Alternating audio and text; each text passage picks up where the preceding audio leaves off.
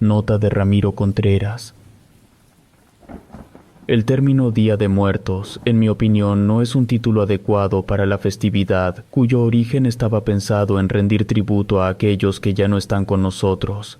El motivo es que no existe un día en particular en el que regresen todos los muertos, sino que existe un día específico en el que regresan ciertos difuntos de ciertas categorías. El Día de Muertos dura una semana. No digo que debería llamarse la Semana de los Muertos, pero tal vez los Días de Muertos sería un título más apropiado. Esta transición de los que están en el más allá comienza el 27 de octubre y concluye el día 2 de noviembre. Todas estas festividades se remontan hasta hace unos 3500 años y no nació en una sola cultura. El origen de los detalles que son característicos del Día de Muertos se pueden rastrear hasta diversas culturas: olmecas, zapotecas, mixtecos, capachas, yopes, tlapanecos, huastecos, chichimecas, y los más importantes fueron aquellos quienes construyeron Teotihuacán. Digo que Teotihuacán es el sitio más importante para comprender cómo se fue construyendo lo que hoy conocemos como el Día de Muertos, porque ahí en Teotihuacán hay algo llamado Micaotli, lo que se entiende en español como la calzada de los muertos. El Micaotli es un eje vertical que atraviesa Teotihuacán de norte a sur. El trayecto comienza en la pirámide de la luna, atraviesa la pirámide del sol, el punto donde convergen el este con el oeste, los hogares, el hogar del Dios Supremo, y va más allá, hasta el palacio de Quetzalpapalotl. Todo eso resulta bastante curioso, todo depende de la interpretación que se le dé, pero en mi humilde opinión, está claro que el Micaotli describe la travesía de las almas para visitar a los vivos. Para empezar el camino, comienza en la pirámide de la luna, que es la representación de la noche. Los muertos comienzan su travesía durante la medianoche. Después, el camino pasa frente a la pirámide del sol, que es la representación del día. Esto no significa que los muertos lleguen al amanecer, porque el camino termina ahí. Solo pasa al lado, simbolizando que la travesía de los muertos dura varios días. Después, el camino atraviesa el punto donde convergen el este con el oeste, que es la representación del mediodía, justo el punto opuesto a la medianoche, lo que simboliza que el trayecto al mundo de los vivos ha terminado. Después el camino pasa por en medio de las casas donde vivía la gente, lo que es lógico. Si su trayecto ya terminó, es porque han llegado al lugar al que querían ir, es decir, con sus seres queridos que siguen en este mundo. Después el camino pasa frente a la pirámide de Quetzalcóatl, el Dios Supremo, lo que simboliza que los muertos, luego de visitar a sus familiares, deben presentarse ante el Dios Supremo, supongo que para rendir cuentas y saber si el próximo año tendrán el permiso de volver a realizar el recorrido. Después el camino pasa frente al palacio de Quetzalpapalotl, que ahí era donde vivía la élite de los sacerdotes. En ese palacio hay representaciones del jaguar, de la mariposa y del quetzal. El jaguar simboliza el cuerpo físico, la mariposa simboliza el espíritu, y el quetzal simboliza la conexión de lo terrenal con lo sagrado. Así que se podría entender que el palacio de Quetzalpapalotl representa un lugar en el que convergen los espíritus. Entonces, el hecho de que el camino pase frente a ese lugar significa que los muertos, luego de que ya visitaron a sus seres queridos, después de que ya saben si el siguiente año podrán volver o no, entonces llegan al recinto en el que están a la espera del siguiente año. El 27 de octubre regresan las mascotas. Aquella noche, mientras el sol se retiraba y la oscuridad comenzaba a adueñarse del cielo, me hallaba en la soledad de mi hogar, envuelto en la tristeza de la reciente partida de mi fiel compañero, mi perro Duque. Su ausencia dejaba un vacío en mi corazón, un silencio que resonaba dolorosamente en los rincones de la casa, pues ya no se escuchaban sus ladridos. El hecho de saber que jamás lo volvería a ver me hacía llorar de una forma muy preocupante para mis padres. Yo estaba muy mal, así que llamé a mi mejor amigo, que es casi como mi hermano, y él llegó a la casa en menos de 10 minutos. Juntos nos sentamos en las escaleras, mientras yo sostenía entre mis brazos el cuerpo de mi perro Duque. Había muerto por la edad. Estuvo conmigo casi por 15 años. Mi amigo intentó consolarme.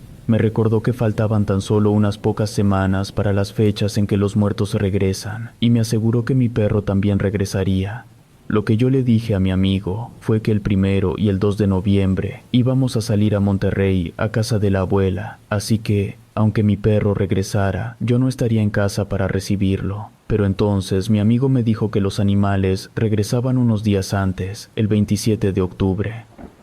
Pasaron las semanas, llegó la fecha. Para esto yo le había hecho un pequeño altar dentro de la casa de madera, donde Duque solía dormir.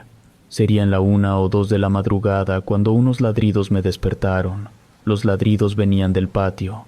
Me asomé por la ventana y me di cuenta de que todo el patio estaba cubierto por una extraña bruma blanquecina.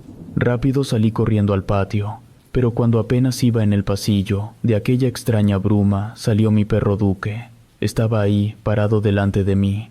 Quise acercarme para acariciarlo, pero él hizo un gesto que siempre hacía cuando me quería dar a entender que no debía moverme de mi lugar. Ladró 2 veces y luego desapareció. Aquella experiencia no fue solo un adiós, sino un testimonio de la belleza y el misterio que envuelve la existencia. Mi fiel amigo Duque me dejó una enseñanza. La vida, en su incesante ciclo, es un recordatorio de la conexión eterna entre los seres que han trascendido y los que aún estamos aquí. Fue así como en esa noche cercana al Día de los Muertos, descubrí que los animales, como mi amado perro Duque, también poseen un alma que perdura más allá de su partida. 28 de octubre. Regresan las víctimas. Estudié la secundaria en el Estado de México. Mi escuela no era precisamente la que tenía mejor reputación. Era una institución pública que de hecho estaba por debajo del promedio. La situación era tal que se decía que los maestros que teníamos eran los maestros que habían corrido de otras escuelas. Nos daban solamente 15 minutos para el receso entre clases. En mi salón estaba Arit. No quiero sonar vulgar, pero digamos que no parecía estar en secundaria. Estoy seguro de que su físico le permitía pasar a los bares haciéndose pasar por mayor de edad. Su comportamiento tampoco era el típico de una muchacha de secundaria, por lo menos no para los estándares de aquel entonces. Era muy llamativa a propósito. Le gustaba que todos la viéramos, ni siquiera lo disimulaba. No quiero hablar de más, pero puedo apostar a que se llevaba demasiado bien con el prefecto, con varios maestros y de seguro también con el director. Esto lo digo porque le daban permiso de fumar, no dentro de los salones, pero sí durante los 15 minutos del receso. Era la única que tenía ese privilegio. Sus calificaciones no eran buenas, así que es evidente que tenía otras aptitudes. Yo no era de los más listos del salón, pero sí era bastante aplicado. Es decir, mi fuerte no eran los exámenes, pero en cuanto a tareas yo era excelente. En una ocasión, Arit se acercó conmigo para decirme que no había terminado una tarea y me pidió que la ayudara a terminarla. Yo le dije que sí. Durante el receso, en lugar de salir, nos quedamos en el salón. La tarea era de la materia que daba una maestra, y Arit solo se llevaba bien con los maestros, no con las maestras. Por eso sí quería entregar esa tarea, para evitar el regaño. No tardamos mucho, en realidad era algo fácil. Todavía quedaban como 5 minutos para que terminara el receso y éramos los únicos que estábamos en el salón. Entonces ella me preguntó qué iba a querer. Yo le respondí que nada. Arit me miró extrañada, me dio las gracias y salió del salón. Yo ya no le vi sentido a salir, así que saqué mis tacos y me los comí en lo que sonaba el timbre. Ya cuando todos regresaron al salón, Ari fue a mi lugar y me dio unos fritos que me había comprado. Después de eso, nos hicimos muy buenos amigos. Al momento de salir de la secundaria y entrar a la preparatoria, no fuimos a la misma escuela. Aún así, yo procuraba ir a su casa los viernes o los sábados, a veces entre semana cuando no me dejaban tarea. Con el pasar de los meses, nos fuimos viendo cada vez menos, hasta que llegó un punto en el que yo ya no fui a verla y no volví a saber de ella. En la graduación de la universidad, un amigo me ofreció un cigarro. Yo nunca fumé. Sin embargo, cuando me ofrecieron ese cigarro, tuve un recuerdo, porque era la misma marca de la que Ari fumaba durante la secundaria. Por un instante recordé todos los momentos agradables que pasé con la única amiga que tuve en la secundaria. Cosas como que ella pasaba todas las festividades en casa de mi familia. Sus padres peleaban todos los días, nunca le prestaban atención, y en su casa siempre había gritos. Por eso ella prefería estar conmigo. Ella podría haber elegido la compañía de cualquiera, pero yo era su único amigo. Jamás intenté nada más y supongo que ella lo apreciaba. El Día de Muertos era celebración favorita de Arit. Los 3 años de secundaria ayudó a mi mamá a preparar el pan de muertos para ponerlos en el altar, y los días 2 de noviembre cenaba ahí con nosotros. Haber recordado todo eso me hizo preguntarme qué era lo que había pasado con ella, pero para ese punto mi vida ya era una agenda llena, y nunca me di el tiempo de ir a buscarla a su casa. Siguió pasando el tiempo, a pesar de que nunca fui el mejor de la clase. El empeño que le ponía a todas las cosas hizo que de los de mi generación en la carrera yo fuera el que consiguiera el mejor empleo. Supongo que la suerte también me ayudó un poco. Con 25 años trabajaba en una empresa importante. Tenía una oficina y hasta mi propia secretaría.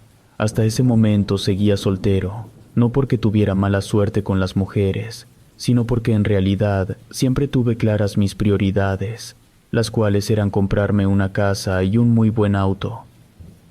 En una ocasión tuve que viajar a Tijuana, y por supuesto que aproveché para ir al Hong Kong. Los de ahí le dicen la comida china. Muchos hombres sabrán de lo que les estoy hablando. Nada más entrar le hice la seña a un mesero. Le di unos billetes para que me diera un buen lugar y me consiguiera buena compañía. Enorme fue mi sorpresa cuando la muchacha que me llevó el mesero era Arit. De inmediato nos reconocimos. Hasta el mesero se dio cuenta. Por lo mismo me comentó que podía traerme a otra muchacha. Yo le dije que no era necesario. Saqué mi billetera, le encargué una Moet y unos cigarros de la marca que Ari fumaba. También le dije que si alguien preguntaba por ella, que les respondiera que no iba a estar disponible, que yo iba a estar pagando por su compañía toda la noche. Ella al principio se mostró un poco apenada, pero yo la saludé con mucho gusto. La senté y empezamos a platicar. Estuvimos platicando durante casi 7 horas. Nos pusimos al día. Recordamos viejos tiempos. Me contó de su vida. Como la escuela nunca fue lo suyo, en cuanto cumplió los 18, se fue del Estado de México para buscar trabajo. Y como siempre fue de muy buen ver, pues la contrataron en ese lugar. Le iba muy bien. De hecho, en una semana ganaba más dinero que yo en una quincena. A eso de las 6 de la mañana nos despedimos y quedé de visitarla en mi siguiente vuelta para volver a platicar. Llegó el 2 de noviembre y como todos los años yo fui a cenar a casa de mis padres. También pasé al cuarto donde mi madre ponía el altar para mostrar mis respetos a los difuntos. Pero esa ocasión fue diferente, porque al momento de estar frente al altar 4 velas se apagaron. Fueron las 4 velas que estaban alrededor del plato donde estaba el pan de muerto. No sé por qué, pero eso me hizo pensar en Arit. No fue una sensación agradable, de hecho fue como un escalofrío que hasta me hizo pasar saliva. Al mismo tiempo pude percibir un muy marcado olor a cigarro. Nadie en la familia fumaba. Es curioso porque ese mismo olor también lo había percibido la semana anterior. El siguiente año, 3 días antes de Halloween, yo estaba en mi oficina preparando todo para una junta en la que íbamos a analizar los resultados obtenidos a través de una campaña de publicidad. Antes de ir a esa junta, percibí un olor a cigarro. Lo primero que hice fue voltear a ver a mi secretaria y le pregunté si ella podía oler el cigarro, pero me respondió que no. Esa situación fue tan extraña que tuve que ir al baño a enjuagarme la cara. Una vez más llegó la cena del 2 de noviembre, y al igual que el año anterior, al momento de pararme frente al altar, se volvieron a apagar las velas que estaban cerca del pan de muerto, al mismo tiempo que me llegaba el olor a cigarro. En ese instante salí de la casa de mis padres, ni siquiera me despedí, solo salí, subí a mi auto, conduje al aeropuerto y algunas horas más tarde estaba aterrizando en Tijuana. Llegué al Hong Kong a eso de las 4 de la mañana del 3 de noviembre. Pregunté por Arit, pero me dijeron que ahí las muchachas se pedían por nombre artístico, no por nombre personal. Yo no tenía idea de cuál era el nombre que utilizaba Arit ahí. Lo que hice fue describírsela al mesero, y me dijo que ya tenía mucho tiempo que ella no trabajaba ahí. Saqué unos billetes y le dije que me consiguiera a alguna muchacha que hubiera sido amiga de ella. Me llevó a una, Le pedí algo para que tomara algo, y ya que le trajeron su copa, fui directo al grano y le pregunté por mi amiga. Ella se puso nerviosa, no quería hablar, le dije que me dijera lo que sabía y que podía irse, que yo le pagaría como si ella hubiera estado ahí conmigo durante horas. Me miró como incrédula, entonces me dijo que mi amiga ya no trabajaba ahí, porque la habían matado 2 años antes, en el mes de julio, que se fue con un par de clientes extranjeros a darles un servicio. No es que se hubiera ido con ellos lejos, el lugar donde se dan los servicios está cruzando la calle y es de los mismos dueños. Luego de un rato los extranjeros dejaron el lugar. Cuando la persona que limpia entró a la habitación, la encontró muerta, la habían asfixiado. Como ella nunca mencionó que tuviera familia, pues el cuerpo había terminado en la fosa común de algún cementerio, pero ella no sabía de cuál. Le agradecí a la muchacha y se fue. Yo me pedí unos cuantos tragos para poder procesar esa noticia tan amarga. Fue una noticia muy fuerte, sobre todo por la forma en la que ella dejó este mundo, de una manera tan cruel, tan inhumana, no fue justo. Pasó otro año, regresó el Día de Muertos. Ese 2 de noviembre yo llegué a casa de mis padres con la foto de Arit. Fui al altar y le hice un pequeño espacio ahí cerca del pan de muerto. En esa ocasión las velas no se apagaron, pero el olor a cigarro sí me llegó. Varios años después, esta experiencia se la comenté a un amigo, y él me dijo que estaba bien que yo pusiera su foto en el altar que hacía mi mamá, pero que era mejor si yo le ponía un pequeño altar en mi casa, porque el espíritu de mi amiga necesitaba una vela encendida desde el 28 de octubre, no solo el día 2 de noviembre. Yo le pregunté por qué, y lo que me respondió fue que según la tradición, todos los muertos comienzan su viaje el mismo día, pero unos tardan más que otros en llegar, que los primeros que llegan son los animales porque su alma es más ligera, y que por eso pueden viajar más rápido, que ellos llegaban el 27 de octubre, y que al día siguiente llegaban todas las almas de aquellas personas que habían muerto siendo víctimas, es decir, que no murieran por cuestiones de salud, que su muerte hubiera sido provocada por otra persona, independientemente de que fuera por accidente o intencional. Entonces, como mi amiga había sido asfixiada, pues ella llegaba desde el 28 de octubre, y desde aquel entonces todos los años, cada 28 de octubre, yo le enciendo una vela a mi amiga Arit. 29 de octubre. Regresan los ahogados. Recuerdo las historias contadas sobre la Llorona desde que era niño, relatos con los que mi madre solía atemorizarme para evitar que a mí se me ocurriera ir a hacer travesuras a las orillas del río. Entre vecinos, las narraciones sobre esta misteriosa figura se transmitían. Algunos aseguraban haberla visto, otros decían haber escuchado su llanto desgarrador. Muchos años después, cuando ya era una adolescente, una fría mañana de la última semana de octubre, mi madre y yo salíamos de la iglesia tras la misa vespertina, como de costumbre.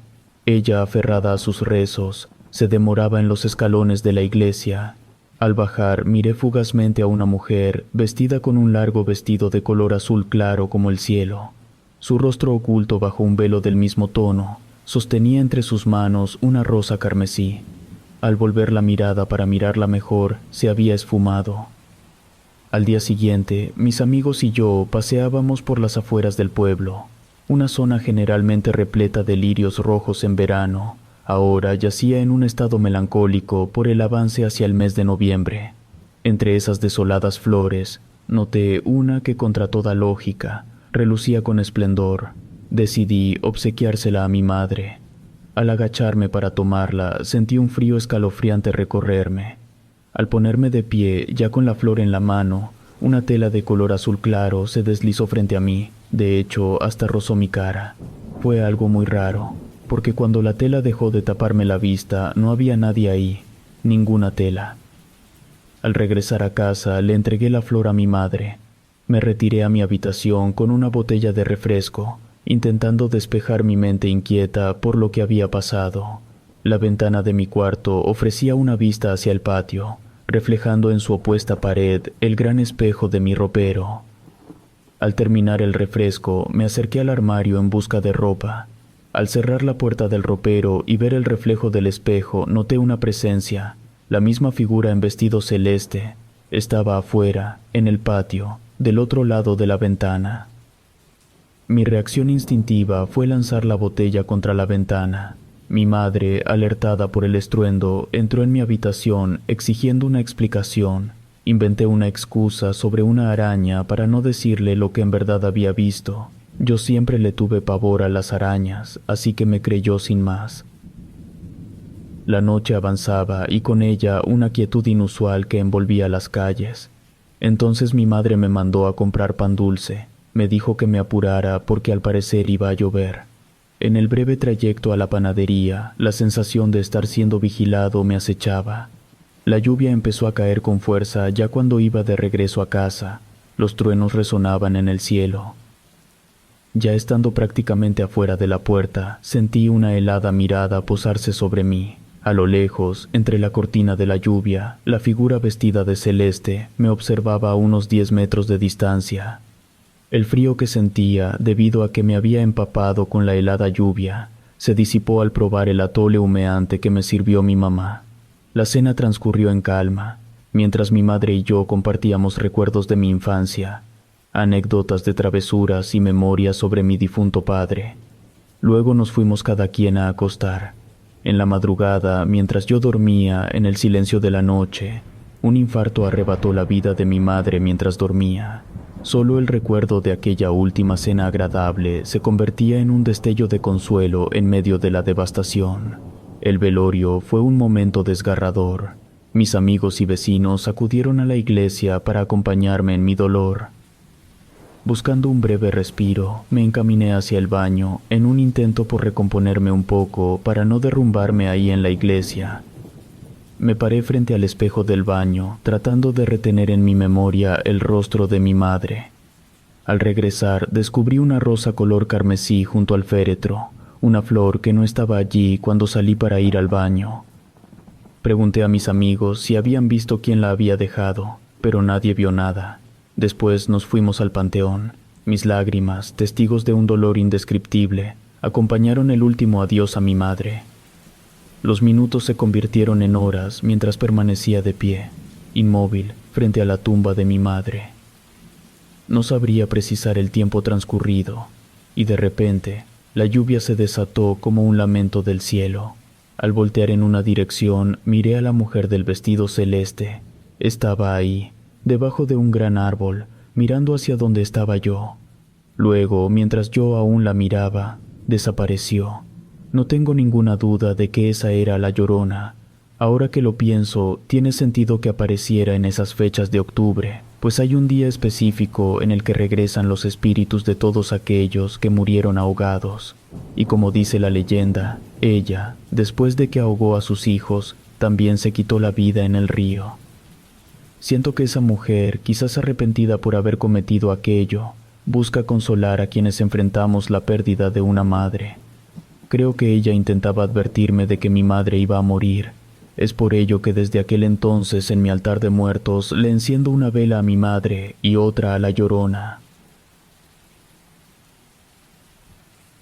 30 de octubre. Regresan los olvidados. Me llamo Elías. Soy un taxista que conoce cada esquina y callejón de la ciudad donde vivo. Durante años he sido el silencioso confidente de pasajeros ebrios, amantes furtivos, trabajadores exhaustos y turistas maravillados, pero nunca en todos mis años tras el volante había sentido una atmósfera tan opresiva como la de esa fatídica noche. Era como si la ciudad guardara un secreto oscuro, como si las almas que regresaban para el Día de los Muertos trajeran consigo historias más siniestras y pesadas que nunca. Justo después de dejar a un grupo de turistas, tuve que regresar por esa vieja carretera que muchos evitaban al caer la noche. A lo lejos, miré la figura solitaria de alguien, envuelto en la oscuridad y el silencio nocturno. Al acercarme, las luces de mi taxi iluminaron la silueta de una mujer vestida con un traje tradicional. Su vestimenta me recordaba imágenes antiguas de las celebraciones del Día de los Muertos, como sacadas de los viejos álbumes familiares.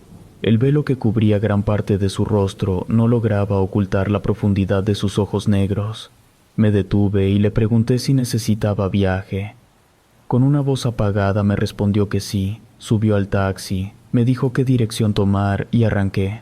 Conforme avanzábamos, la estación de radio que llevaba puesta empezó a fallar hasta que se volvió puro ruido de estática, así que opté por apagar el radio. Un aire denso y frío llenó el interior del taxi. Mi piel se erizó, mejor subí el vidrio, me sacudí el frío y apoyé mis manos con firmeza en el volante, intentando concentrarme en el camino. Hasta ese momento la mujer había permanecido en absoluto silencio, y como todos saben, a los taxistas nos gusta hablar. Decidí romper el silencio tratando de iniciar una conversación. ¿Va a visitar a alguien especial?, pregunté, tratando de mantener mi voz calmada y amigable. No obtuve respuesta. Aunque su silencio era desconcertante, el gesto de la mujer era sereno, tranquilo. A medida que avanzábamos el tramo me empezó a parecer demasiado largo. No sabría explicarlo, pero tenía la impresión de que a pesar de que evidentemente me estaba moviendo, sentía que no estaba avanzando. Finalmente llegamos hasta un cruce, donde en una de las esquinas estaba un pequeño altar a la Santa Muerte. La pasajera me señaló en esa dirección, dándome a entender que en lugar de seguir derecho, diera vuelta a la izquierda. Justo cuando pasé frente al altar de la Santa Muerte, la mujer me dijo: «Muchas gracias por haberme traído. Mi familia se olvidó de mí mucho tiempo atrás. No me encienden velas, por eso sigo vagando. La Santa Muerte me dijo que ella me ayudaría a descansar si yo venía a su altar, y tú me has traído. Por eso te agradezco». Yo quedé completamente mudo ante lo que esa mujer estaba diciendo. Volteé a verla para pedirle que se dejara de bromas, pero el asiento trasero estaba vacío. 31 de octubre. Regresan los no bautizados. Aquí, más que una historia, quisiera dar una pequeña aclaración. Como bien saben, todo esto del Día de Muertos no solamente es una evolución de las tradiciones de nuestros ancestros, sino que también es una mezcla con la tradición católica. Entonces, para hablar sobre el 31 de octubre, no se puede hablar de nuestros ancestros, porque la tradición dice que es cuando vuelven las almas de aquellos niños que no fueron bautizados, y el bautismo no tiene nada que ver con nuestros antepasados. Es algo que trajo la Iglesia Católica. Antes, la Iglesia nos decía que los niños sin bautizar iban al limbo, ahora no. Si se buscan referencias al limbo en el Catecismo de la Iglesia Católica, no se encontrará ninguna. Esto es porque la existencia del llamado limbo nunca ha sido algo que se ha mencionado en la Biblia. Era una solución teológica a un problema que se planteaba con los niños muertos sin bautizar. Se pensaba que no podían ir al cielo porque la gracia es un don gratuito que se recibe con el bautismo, y al no recibirlo, no podían acceder a la gloria. Por lo tanto, se suponía que no podían entrar al cielo. A la vez, tampoco podían ir al infierno ni al purgatorio, porque ahí solo se puede ir a causa de los pecados cometidos, y en este caso no lo había, porque eran bebés recién nacidos o con muy poco tiempo de vida. La conclusión es que tendrían que ir a un sitio distinto de los anteriores, donde gozarían de una especie de felicidad natural, sin la gloria, y a ese lugar se llamaba el limbo. Semejante razonamiento parecía tener su lógica, claro dentro de las creencias católicas, pero con el paso de los años se ha demostrado que considerar la existencia del limbo crea más problemas de los que pretendidamente solucionar. Por eso ahora ya no se contempla la existencia del limbo. Independientemente de todo eso, la tradición dice que cada año durante el último día del mes de octubre, todos aquellos pequeños que murieron antes de ser bautizados pueden regresar para encontrarse con sus padres que siguen vivos. 1 de noviembre, regresan los niños. Cuando era pequeño, solía convivir mucho con la familia de mi madre y poco con la de mi padre, cosa contraria a lo que pasa hoy en día. La familia de mi madre mostró su verdadera cara, dejando ver que muchos de ellos eran unos completos idiotas. En fin, el punto es que cuando era niño, pasaba mucho tiempo ya fuera en casa de la abuela o en casa de alguna de mis tías. La diferencia de edad entre la mayor de mis tías y la menor era inmensa. La mayor le llevaba 27 años a la menor, así que cuando yo tenía 12 años, la menor de mis tías tenía 17. Por lo tanto, mi relación con ella era más de primos. Yo ni siquiera le decía tía, la llamaba por su nombre, Ana. No diría que nos llevábamos como los mejores amigos, pero definitivamente nos llevábamos muy bien. Cuando Ana tenía 19 años, tuvo su primer novio. Siempre fue muy tímida, por eso tardó tanto en tener pareja. Antes de cumplir los 21, ya estaba dando a luz a su primer hijo, y antes de cumplir 24, ya tenía a su segundo hijo. Cabe aclarar que mi tía nunca se casó. Ella y su pareja vivían en unión libre, cosa que por supuesto nunca les agradó a mis abuelos, que estaban criados a la antigua, ya saben, como católicos de huesos colorados. Así que mis abuelos consideraban que mi tía y su pareja estaban viviendo en pecado. En cierto momento, la relación de Ana con su pareja se empezó a descomponer. Peleaban mucho, se gritaban, se insultaban, y de hecho en más de una ocasión llegaron a la agresión física. Tanto ella como él, los dos estaban mal, pero pues claro que la familia se puso de parte de Ana. Aquello se volvió insostenible para ambos, y en un arrebato el tipo se llevó a los niños y desapareció. Por supuesto que se hicieron denuncias, pero en la ciudad en la que vivíamos y en el año en que esto sucedió, tanto la policía como el Ministerio Público consideraron que un padre no podía raptar a sus propios hijos, y lo único que hicieron fue sugerirle a mi tía que intentara localizarlos por su cuenta, que no había ningún delito que perseguir. Por supuesto que por más esfuerzo que hizo ella, y a decir verdad toda la familia pusimos nuestro granito de arena, pero fue en vano. Nunca pudimos dar con el tipo, y obviamente tampoco con los niños. El último esfuerzo que se hizo fue contratar a un detective privado. No había dinero para contratar al mejor, pero se contrató a uno que tenía buena reputación ahí en la ciudad. Ese detective estuvo investigando durante 5 meses, pero tampoco pudo dar con ninguna pista. Fue así que Ana, ya sumida en una profunda depresión, fue entonces que yo tuve una idea. En un principio no lo comenté con nadie de la familia, fui directamente con Ana, porque ella y yo nos seguíamos teniendo mucha confianza. Encontré la forma de sugerirle que tal vez había que recurrir a métodos menos convencionales para encontrar a sus hijos. Le dije que lo mejor era ponernos en contacto con una médium, para que ella buscara a los niños, mediante lo que sea que hagan las médiums para encontrar personas. Ella en un principio se negó, pero al final logré convencerla. Lo que yo le dije fue que no perdía nada intentando, que lo peor que podía pasar era que la médium tampoco los encontrara, pero que si había, aunque fuera la mínima posibilidad de tener éxito, que había que intentarlo. Por eso aceptó. Yo como tal no conocía a ninguna médium, pero tenía un conocido que era muy fan de todo lo que tuviera que ver con el esoterismo, y ese amigo nos puso en contacto con una médium que estaba a 2 ciudades de distancia. Ana y yo viajamos hasta allá sin comentarle nada a la familia. El día que nos reunimos con la médium fue un 6 de octubre, lo recuerdo muy bien, porque ese día cumplía años una amiga mía, y no pude asistir a su fiesta porque estaba con Ana en la casa de la médium.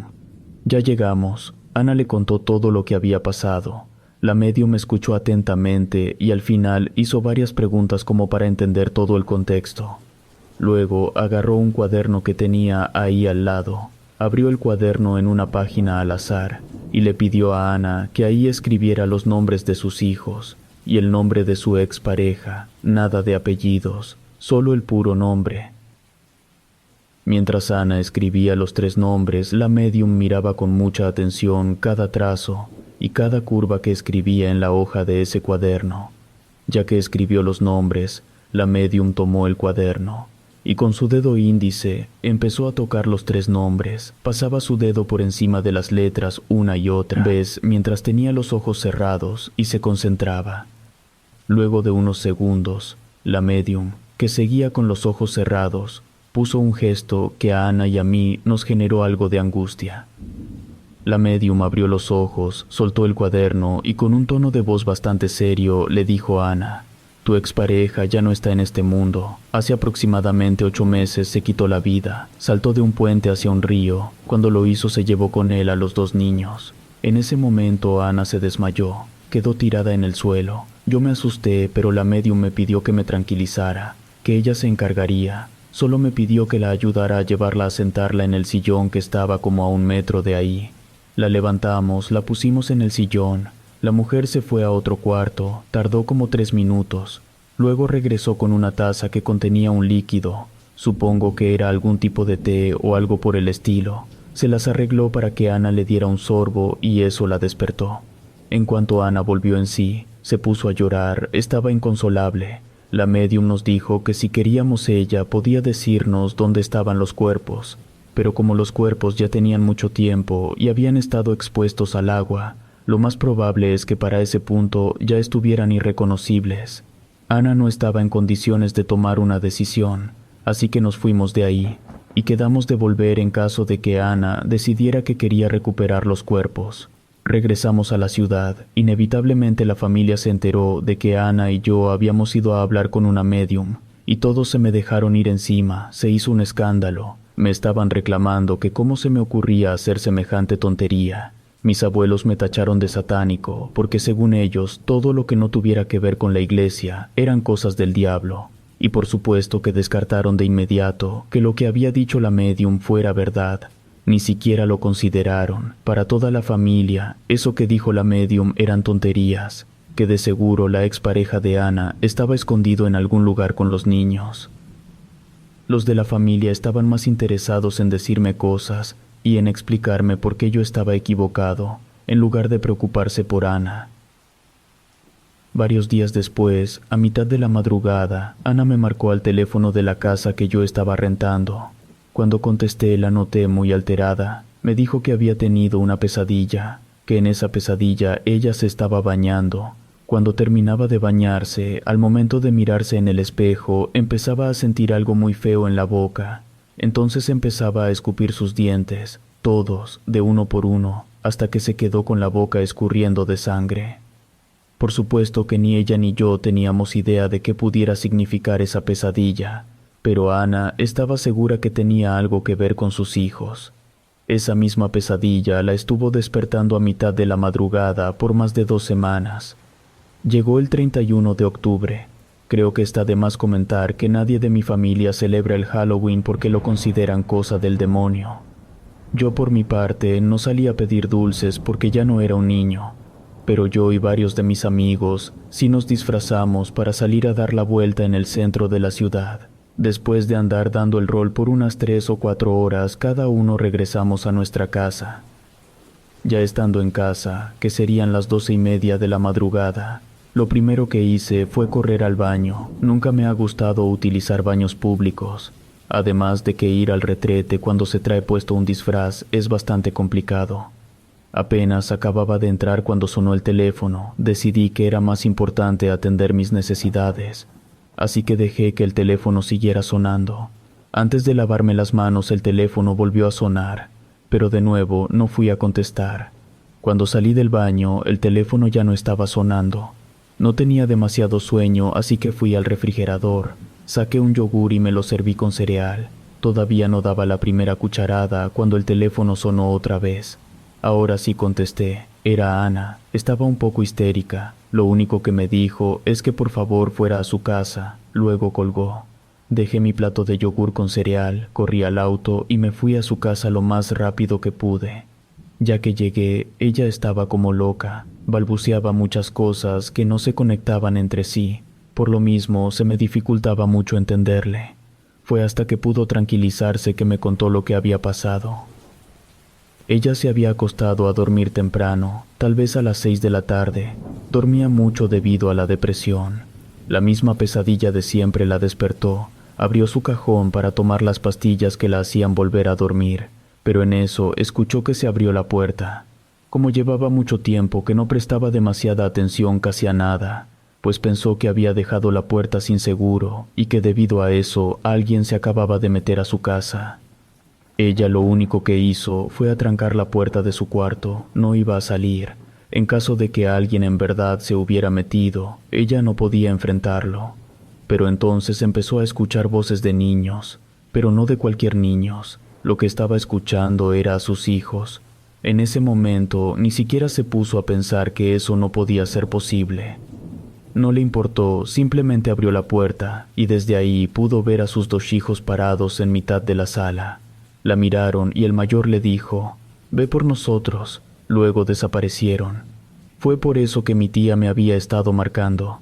Ella quería que fuéramos de nuevo con la vidente, porque los espíritus de sus hijos se le habían aparecido para pedirle que fuera a recoger sus cuerpos.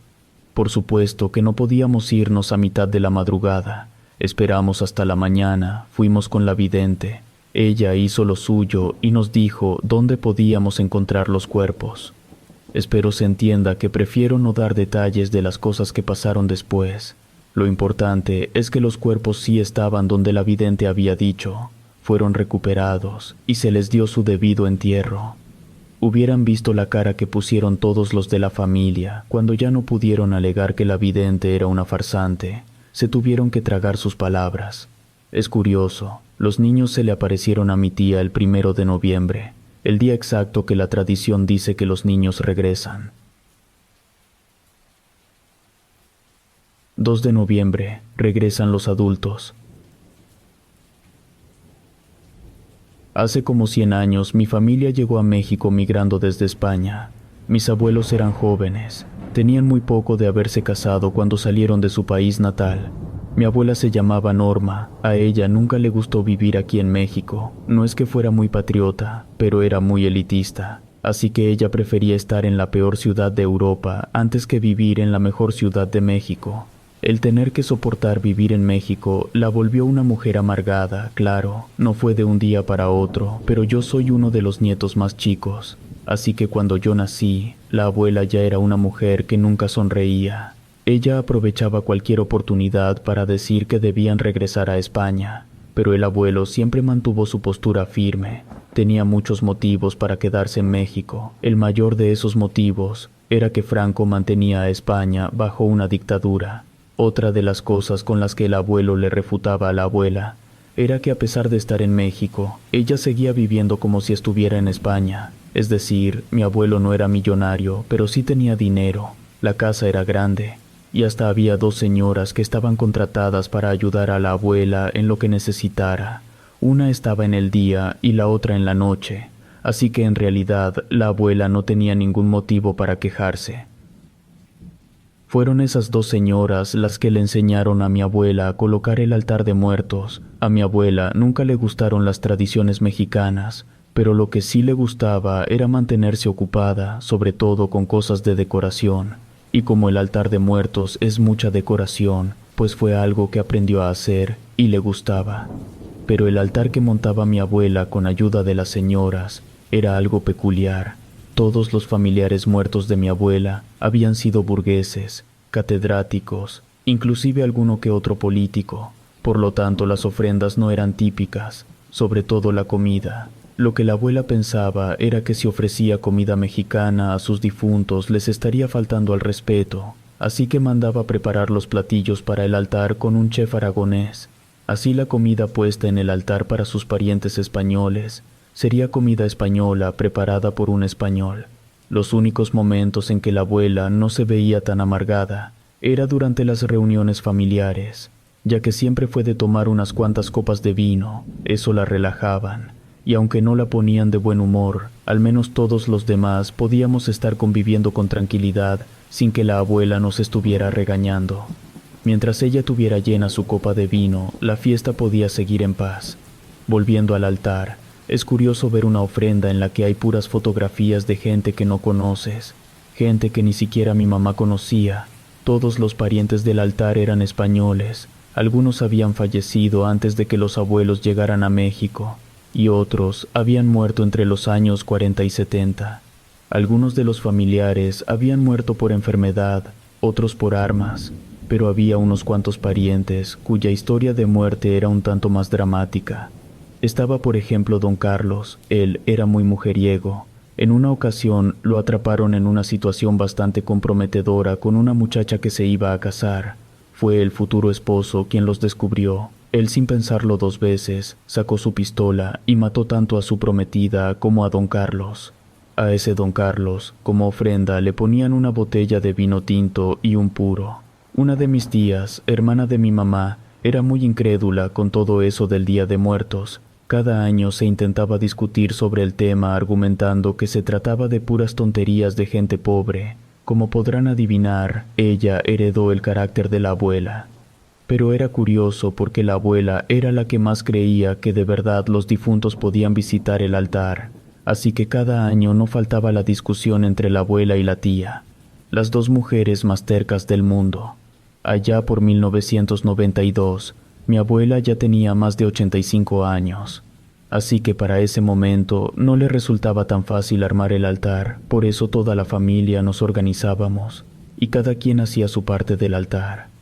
A alguien le tocaban las flores, a otros les tocaba el papel picado, el abuelo ponía las botellas de licor, y así se repartían todos los elementos del altar y de la ofrenda. A mi madre y a mí nos tocaban los dulces.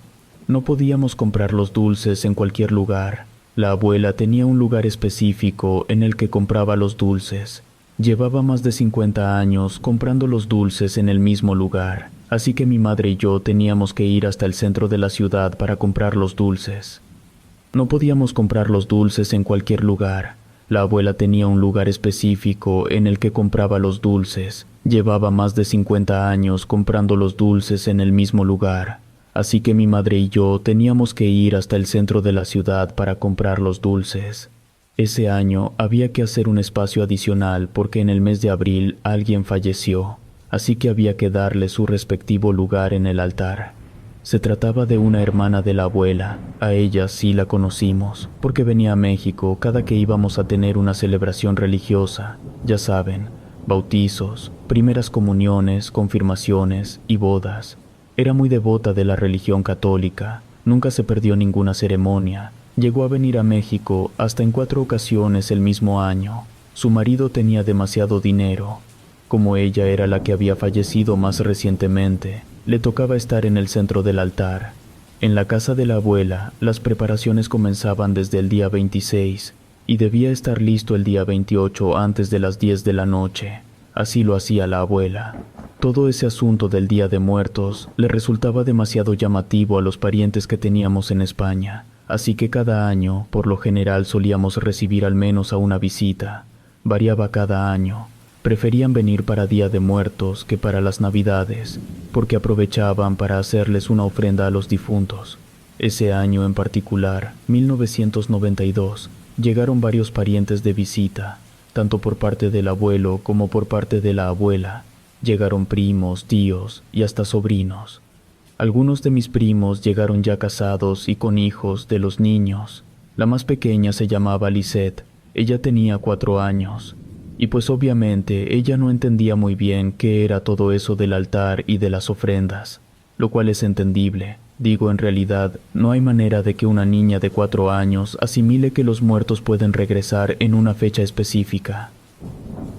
En plena cena del 31 de octubre, mientras los jóvenes jugábamos baraja en la sala y los adultos platicaban en la mesa principal, Lisette estaba jugando ahí cerca del altar. Su papá fue con ella y le preguntó qué estaba haciendo, porque ahí había velas y podía ser peligroso. La niña le respondió que estaba platicando con la viejita. En ese altar había más de 20 fotografías, así que mi primo le preguntó a cuál de todas las viejitas se refería. La niña señaló a una de las fotografías. Se trataba de la hermana de la abuela que había fallecido ese mismo año. La niña también le dijo que la viejita era muy graciosa porque le hacía caras para hacerla reír. Lisette era muy pequeña y a esa edad los niños se inventan cosas para jugar. Así que mi primo le dijo que estaba bien, que siguiera jugando con la viejita, pero que tuviera cuidado de no tumbar ninguna vela porque podría quemarse. La niña le respondió que no se preocupara, que la viejita la cuidaba. Cada quien siguió con lo suyo, hasta que inevitablemente nos dimos cuenta que Lisette estaba bailando frente a la ofrenda. La niña no sabía nada de baile, era muy pequeña aún como para llevarla a clases. Por eso a todos nos resultó tan extraño que la niña estuviera haciendo pasos de ballet. Claro que no le salían los pasos tal cual, pero era evidente que se trataba de pasos de ballet. Mi primo, sin levantarse de su lugar, alzó un poco la voz y le preguntó a su hija qué era lo que estaba haciendo. Ella le respondió que la viejita le estaba enseñando cómo bailar. Todos nos tomamos esa respuesta con algo de risa, todos menos la abuela. Ella estaba muy seria y miraba fijamente a la niña. Mis tíos le preguntaron qué pasaba, a lo que la abuela respondió que su hermana, la que había fallecido ese año, había tomado clases de ballet cuando era niña, que después de que se casó no volvió a bailar, pero a ella siempre le gustó el ballet. Las palabras de la abuela nos dejaron mudos. Lo que hizo mi primo fue levantarse y cargar a su hija para apartarla del altar. Comprenderán que el hecho de que una niña esté interactuando con un fantasma es como mínimo estremecedor. No importa que ese fantasma sea un familiar, sigue siendo un fantasma. Ya más noche, el abuelo empezó a repartir los 5 cuartos entre los que se iban a quedar en la casa. Los demás nos fuimos y acordamos regresar para la hora del almuerzo. Al día siguiente, el primo nos recibió con una anécdota. Nos dijo que a todos los niños, que eran como 7, los acomodaron en un solo cuarto. A mitad de la madrugada empezaron a escuchar que los niños seguían despiertos. Alguien fue a revisar, entró al cuarto y les preguntó a los niños qué hacían despiertos. Lo que los niños le respondieron fue que la viejita les estaba contando un cuento. Esa persona salió del cuarto, fue a despertar a los abuelos y les dijo lo que estaba pasando. La abuela dijo que ella lo iba a arreglar, salió del cuarto y fue al altar. Acomodó una silla para sentarse, sacó su rosario y empezó a rezar. Lo que la abuela pensaba era que si su hermana estaba así, de inquieta, era porque estaba intentando llamar la atención, y eso era porque necesitaba que rezaran por ella. La abuela se aventó todo un rosario y luego se fue a dormir.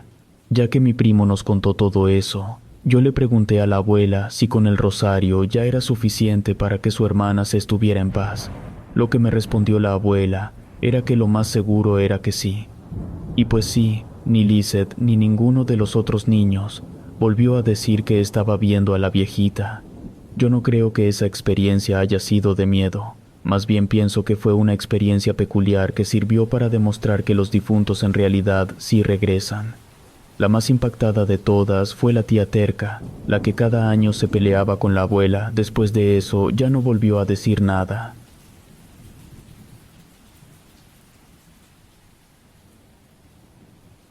Reunión familiar. En los días previos a esta crucial fecha de noviembre, unos sentimientos melancólicos me envuelven. Principalmente, siento tristeza al recordar a las personas que estuvieron a mi lado en vida y que ya no están debido a decisiones de la vida. Aunque durante el tiempo que compartimos juntos, vivimos días inolvidables, llenos de enigmas y sucesos inexplicables.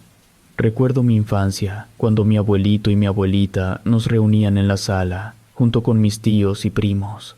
Aprovechábamos la ocasión para relatar historias sobre almas en pena y situaciones incomprensibles que ocurrían precisamente en estos días finales de octubre y principios de noviembre.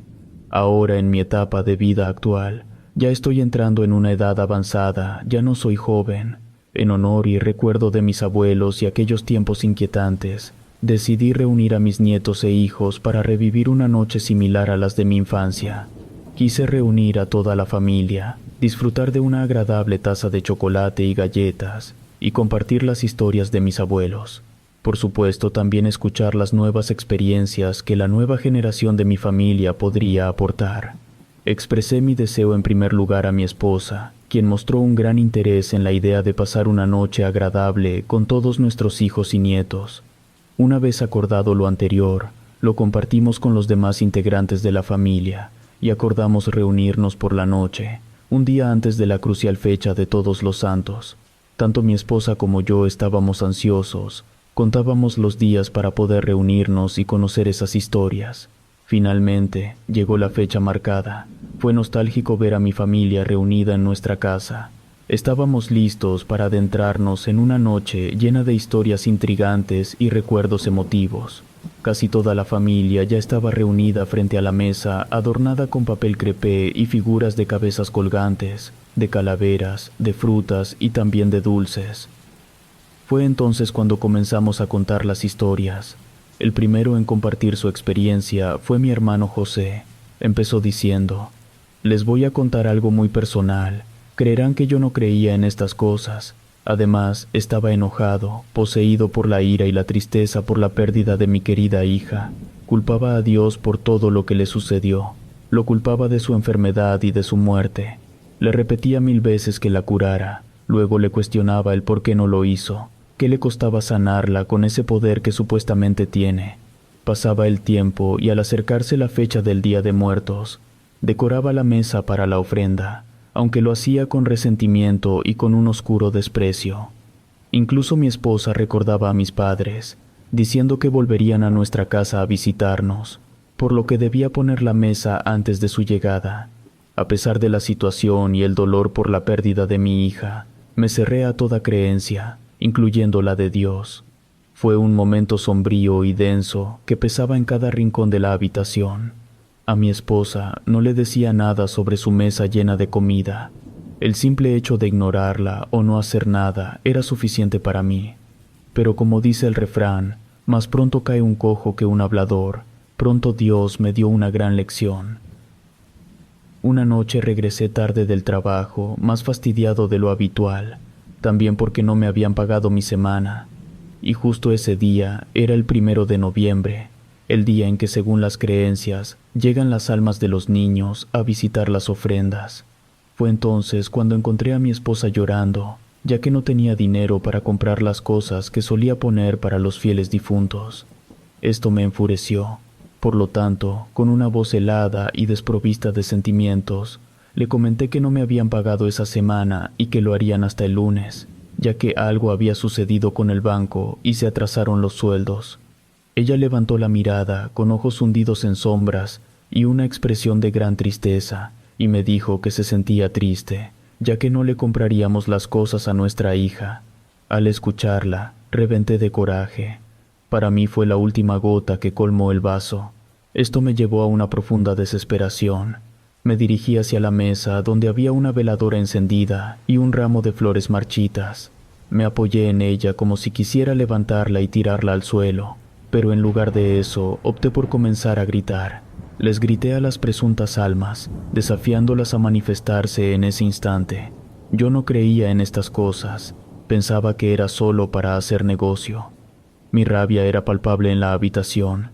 Una tormenta de emociones se desataba dentro de mí. Mi esposa había gastado dinero que no teníamos y que hacía mucha falta para comprar cosas en la casa. Les dije que quisiera que me dieran una sola señal, una señal de que en verdad vienen los muertos a visitarnos. Mis palabras resonaron en la habitación, envueltas en un escalofriante silencio que presagiaba la llegada de algo oscuro y misterioso. Argumentaba que los muertos son muertos y no regresan jamás. Mi esposa, con una mirada perturbada por lo que había hecho y dicho, me pedía que me calmara, que cerrara la boca, porque aprendería una lección. Yo, incrédulo, repetía lo mismo una y otra vez, desafiándolos a que vinieran y me mostraran si era verdad. Les decía que si esto resultaba ser cierto, yo mismo me encargaría de poner la mejor ofrenda que nadie les podía ofrecer, pero dudaba mucho que me lo demostraran. Creía que si fuera cierto, ya hubiera visto a mi hija. El solo hecho de recordar a mi pequeña me destrozó el alma. Caí de rodillas y comencé a llorar como no lo había hecho en mucho tiempo. Mi mujer se acercó y con una sonrisa intentó tranquilizarme. Una vez que recuperé el control, me levanté del piso y nos dirigimos a la recámara para intentar descansar un poco. Cuando nos acostamos en la cama, les aseguro que me sentía avergonzado por todas las cosas que había hecho y dicho, pero ya no podía repararlo. A pesar de que mi esposa me ayudó a levantarme, no se acercó a mí en la cama, se mantenía alejada. Era evidente que mis palabras la habían herido. Una tristeza profunda reflejada en su mirada, alejada de mí por la herida que causé. Los minutos fueron pasando y lentamente el sueño me fue ganando. Justo cuando estaba a punto de caer en un sueño profundo, un sonido espeluznante llegó a mis oídos. Era un sonido que me generó temor, calando en lo más hondo de mi ser, tan siniestro que me paralizó por completo.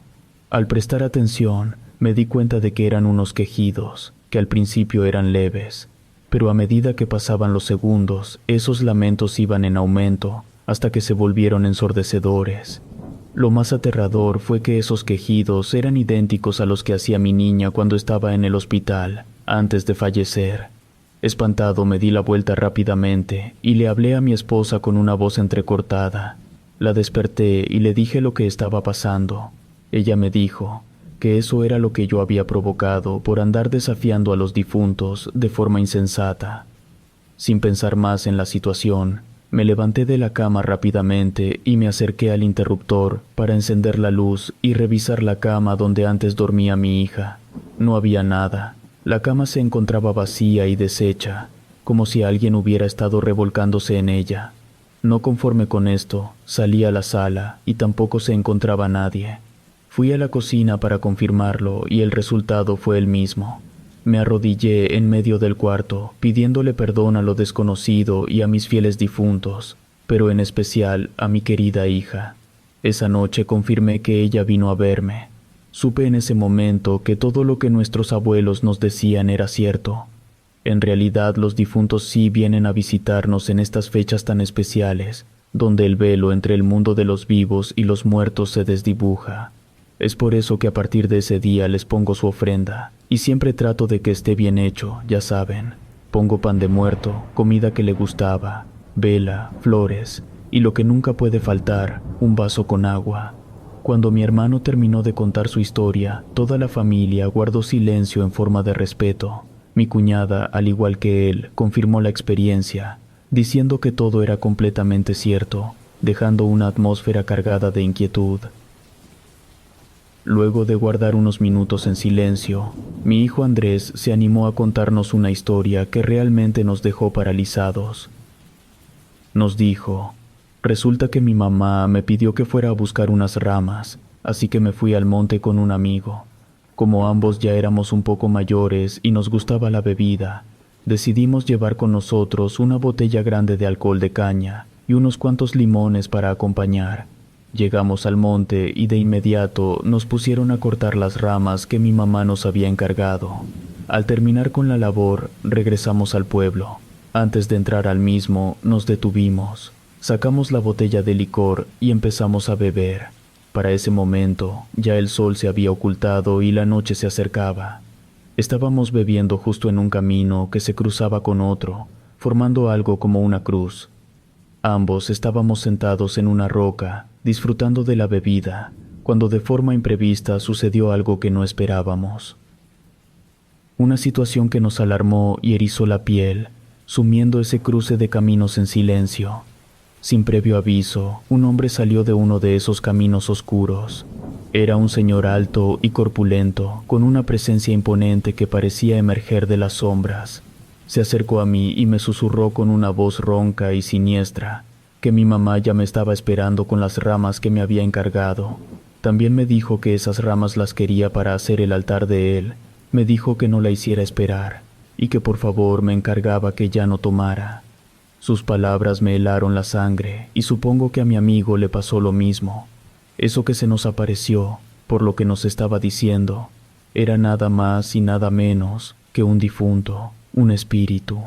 Mi amigo, al ver a ese hombre, quedó petrificado. No pudo mover un solo músculo. Estaba como paralizado por el terror. No es que yo quisiera dejarlo ahí, pero por instinto salí corriendo como loco, gritando en dirección al pueblo, en busca de una escapatoria, aterrado por lo que acababa de presenciar. Cuando llegué a casa y le conté eso a mi mamá, ella me pidió que le describiera al hombre. Cuando lo hice resultó que era un hermano de ella. Uno que a usted, papá, nunca le cayó bien. Por eso mi mamá también le pidió que nunca le contara esta historia.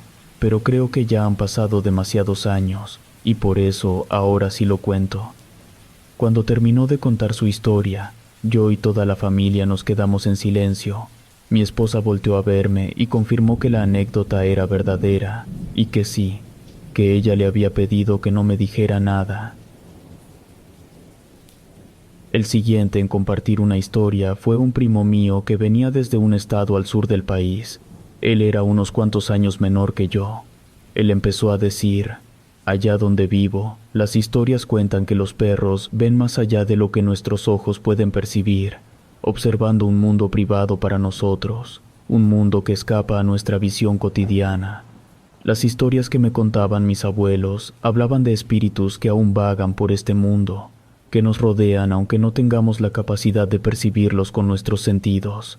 A veces sentimos un cambio repentino en la temperatura de una habitación o un espacio central, una repentina sensación de cansancio que se apodera de nosotros, como si alguien nos estuviera observando. Claro, no podemos probarlo, pero esta creencia estaba profundamente arraigada en la gente de nuestros pueblos, transmitida de generación en generación. Mis abuelos creían firmemente que los perros podían percibir la presencia de estos espíritus, basándose en ciertos comportamientos de estos fieles compañeros. Decían que los perros miraban con atención al aire, gruñían hacia la nada o retrocedían atemorizados, revelando la presencia de algo más allá de nuestra percepción. A veces, estos comportamientos anunciaban la llegada de la muerte, aunque nosotros no pudiéramos verlo con nuestros propios ojos. Esto se hacía aún más evidente cuando había algún enfermo en casa, o cuando llegaba la triste noticia de un familiar querido que se había ido. Los perros mostraban una profunda tristeza y desagrado.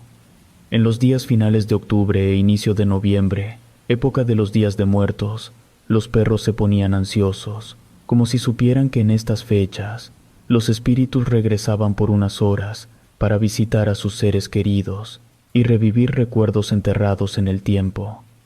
Mis abuelos contaban la historia de un hombre escéptico e irrespetuoso que se burlaba de la antigua tradición de ofrendar un altar a los muertos. El pueblo entero le desaconsejaba tal osadía, advirtiendo sobre la ira incontenible de los espíritus que podía desatarse. Pero él, cegado por su desmesurada arrogancia y vanidad, decidió profanar el ritual ancestral que había sido respetado por generaciones. No creía en la posibilidad de que los difuntos pudieran regresar del más allá para recibir y apreciar la ofrenda que se les colocaba en su día. Para él, esto no era más que charlatanería y una pérdida de tiempo. Consideraba estas prácticas como cosas de gente ignorante, pues sostenía que no había forma alguna de demostrar su veracidad. Y así, sin temor y lleno de soberbia, aquel individuo decidió poner a prueba la tradición y las creencias profundamente arraigadas en la gente de aquella época, de cuando mis abuelos eran aún jóvenes. La noche anterior al 2 de noviembre, justo antes de la medianoche, se ubicó junto a la puerta, retirando la caña que sostenía la cortina de su propio perro, desafiante y dispuesto a presenciar lo que él consideraba una ridiculez. El silencio de la noche lo envolvía mientras aguardaba en el lugar donde los suyos habían colocado la ofrenda que tanto menospreció. La oscuridad se cernía sobre él, solo rota por la luz tenue de la vela que sostenía en su mano. El tiempo transcurría lentamente, sumido en una anticipación inquietante. De repente, una sensación de incomodidad lo invadió. Un escalofrío frío recorrió su espina dorsal. Miró a su alrededor, pero no vio nada. El aire parecía cargar con un peso inexplicable, como si estuviera impregnado de presencias invisibles. El aullido lejano de un perro lo hizo estremecer. El miedo, algo que no había sentido antes, empezó a apoderarse de él. Sus ojos se llenaron de terror al presenciar cómo su perro, de repente, comenzó a gruñir y a retroceder, y sus ojos estaban fijos en algo que él no podía percibir. Intentó moverse, pero algo lo mantenía paralizado en su lugar. La presencia de lo sobrenatural se hacía cada vez más evidente, y supo en ese preciso instante que había subestimado gravemente la sabiduría y la intuición de los ancianos. Ya no había marcha atrás. El desafío se había transformado en su propia trampa, y las consecuencias de su incredulidad lo alcanzarían de forma implacable. Su perro lo miraba fijamente. En ese instante comprendió que la realidad es mucho más compleja de lo que nuestros ojos pueden captar, y que lo desconocido posee un poder que va más allá de la simple razón humana. Sus gritos desesperados se desgarraron en la noche, pero ya era demasiado tarde para retractarse. El hombre, ahora enloquecido por la visión que acababa de presenciar, llegó a la barranca que conectaba con el río. Se detuvo allí, su respiración agitada y su corazón latiendo con una fuerza descomunal en su pecho. Miró hacia atrás, temiendo encontrarse con algo que preferiría no haber visto nunca. La oscuridad del pueblo y la noche cerrada lo envolvían, pero no detectó ninguna presencia. Solo el silencio roto por el susurro del viento llenaba la quietud de la noche. Fue entonces cuando se escucharon los desgarradores llantos del hombre, suplicando a algo que se alejara, que lo dejara en paz. Hubo lamentos, alaridos de desesperación y luego un rotundo silencio. Al amanecer del día siguiente, encontraron al desafortunado hombre hecho trizas en el fondo de la barranca. Su rostro reflejaba el horror más profundo, con los ojos abiertos y enrojecidos. Sus manos y dedos estaban destrozados. Había sido testigo de algo prohibido, algo que lo condujo a su trágico destino. Mi abuelo también decía que todo ese día un pájaro inusual y extraño, una lechuza de tamaño descomunal y un plumaje excepcionalmente blanco, estuvo volando sobre la casa de aquel hombre que había muerto por no creer que los muertos sí regresaban. Esa historia que contó mi primo nos dejó a todos ciertamente con una sensación de escalofrío. Entonces, un primo de mi esposa dijo que eso no era nada, que él se sabía una historia que daba todavía más miedo, y la empezó a contar. Él nos dijo: hace 60 años viví en un pueblo llamado San Silvestre. En ese pueblo y en los pueblos de los alrededores se tenía la creencia que durante la madrugada del 1 de noviembre, para amanecer el 2 de noviembre, nadie debía aventurarse solo en las calles. Todos debíamos refugiarnos en la seguridad de nuestras casas y no salir durante las oscuras horas de la madrugada. Se decía que en esas horas los difuntos abandonaban sus tumbas, y un enigmático carretero recogía las almas de aquellos que habían partido durante el año. Aquel desafortunado que oyera el último sonido del reloj estaba condenado a asumir el papel del carretero, recogiendo almas hasta que otro incauto tomara su lugar. Las monjas afirmaban haberlo escuchado durante algunas noches, mientras oraban y realizaban sus laboriosas penitencias, un chirrido semejante al que emite una pesada carreta que surca el empedrado. Aseguraban que esta carreta estaba completamente velada y en su parte superior ostentaba 3 sombreros negros. Hablaban sobre su marcha incontenible, acompañada por un crujido peculiar que comenzaba como un agudo rechinido y terminaba en un sonido profundo y escalofriante, distinto a cualquier otro. Este peculiar carruaje no parecía apurar su andar, avanzaba con una cadencia pausada y nadie podía discernir cuál sería su destino.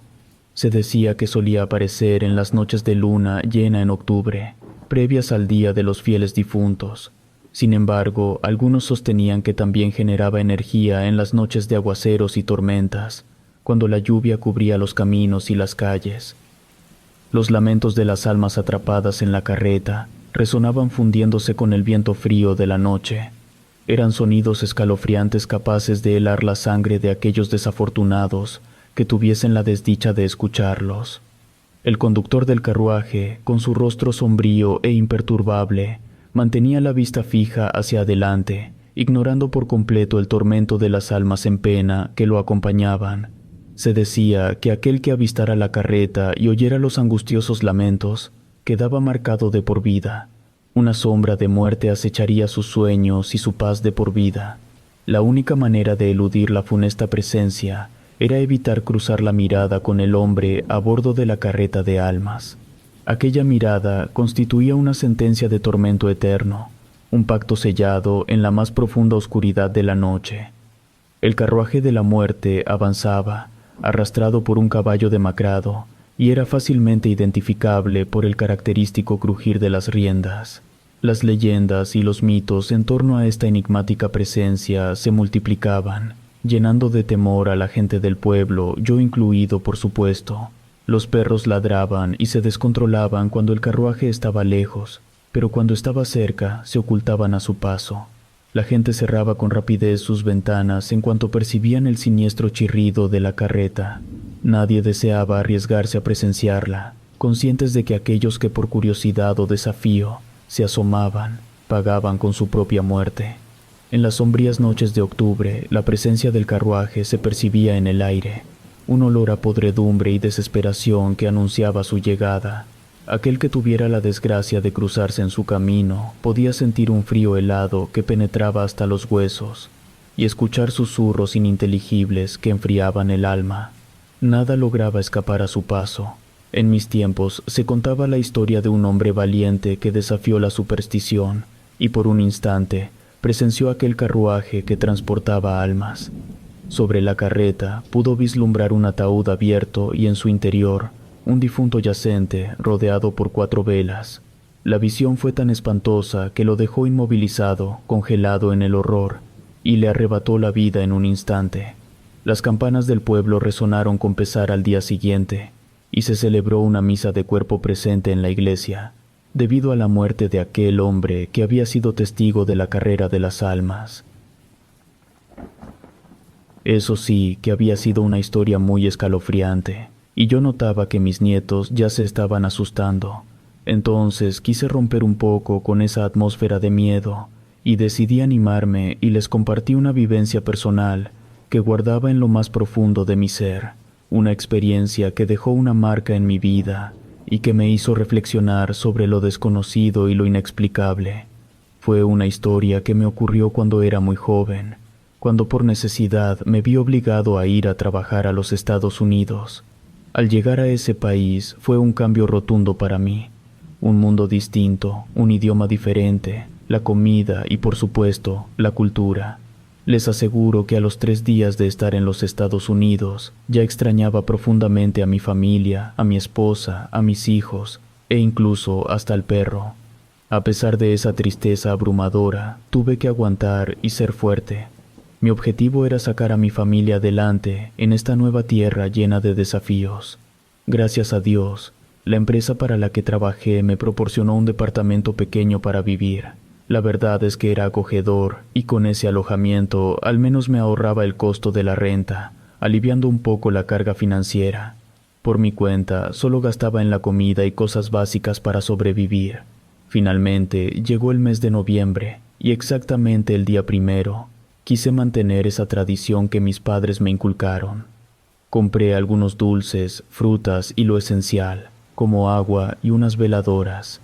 Pero esa noche, una sensación inquietante se apoderaba del aire, como si estuviera cargado de presencias ocultas y misteriosas. Preparé mi altar de Día de Muertos. En ese tiempo no sabía rezar mucho, pero hice el intento, tratando de conectar con lo espiritual de la forma que conocía. Como si mis fieles difuntos estuvieran ahí conmigo, me puse a platicar un rato con ellos, compartiendo pensamientos y recuerdos. Después de un largo tiempo, me fui a la cama a descansar, con la sensación de que algo inusual estaba a punto de suceder en esta noche de difuntos. Cuando me acosté, me acordé de mi abuelo que ya había fallecido. Quizá no me crean y piensen que estoy loco, pero les juro que escuché unas palabras susurradas de él. Me dijo que tenía que volver, que ese lugar en donde estaba no era para mí, que mi lugar era con mi familia. Lo vi a través de una misteriosa y tenue luz que iluminó una parte de mi pequeño altar. Ahí estaba mi abuelo. Me levanté rápidamente, pero se desvaneció, tan rápido que no me dio tiempo de nada. Me puse a llorar, porque sabía que tenían razón. Yo decía que era por necesidad, que era para salir adelante lo más rápido posible, así que solo esperé para juntar mi pasaje y volví a casa. Cuando terminé de contar la corta anécdota de lo que me había pasado allá en los Estados Unidos, mis lágrimas brotaron y mi familia también se puso a llorar. No creo que haya sido por mi anécdota, sino porque me vieron muy triste. Aquella noche, donde toda la familia compartimos historias, fue de las mejores noches de mi vida. Quisiera decirles una última cosa. Estoy seguro de que si ponen atención, tal vez logren ver a uno de sus fieles difuntos. El vínculo con nuestros seres queridos nunca se rompe, solo se transforma. Están en nuestro corazón y en nuestros recuerdos, siempre acechando en nuestro día a día, acompañándonos en cada paso de nuestra vida, guiándonos y protegiéndonos desde el más allá. Relatos escritos y adaptados por Ramiro Contreras.